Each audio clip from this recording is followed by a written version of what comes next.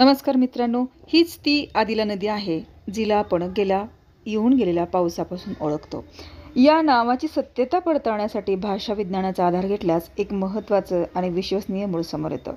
भाषा हे केवळ संवादाचं माध्यम नसून ती एक संस्कृती, समाज आणि काळाचा जिवंत आरसा असते.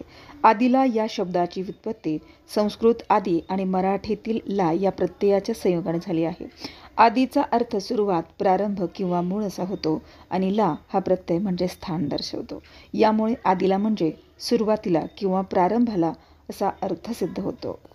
सोलापूर शहराच्या सीमेत प्रवेश करताना सर्वात सुरुवातीला लागणारी नदी या अर्थाने तिला बोलीभाषेत आदिला हे साधे सोपे नाव पडले असावे. 8व्या शतकातील गंगाराजा शिवामार द्वितीय याच्या काळातील हेग्गरे येथील वीरगळ शिलालेखात आदिला हे एका व्यक्तीच्या नावाचा भाग म्हणून आले आहे, जो पशुधन वाचवताना वीरगती प्राप्त झालेल्या नायकाचा संदर्भ देतो. हे देखील या शब्दाच्या प्रादेशिक प्रचाराचे द्योतक आहे. अशा प्रकारे आदिला नदीचे नामकरण हे कोणत्याही शासकाच्या नावावरून झाले नसून ते तिच्या भौगोलिक स्थानावरून झाले आहे, हा निष्कर्ष भाषिक विश्लेषणाद्वारे सिद्ध होतो. हा नदीचा नामोत्पत्तीचा शोध तिच्या ऐतिहासिक आणि सांस्कृतिक मूल्याला अधिक बळ देतो.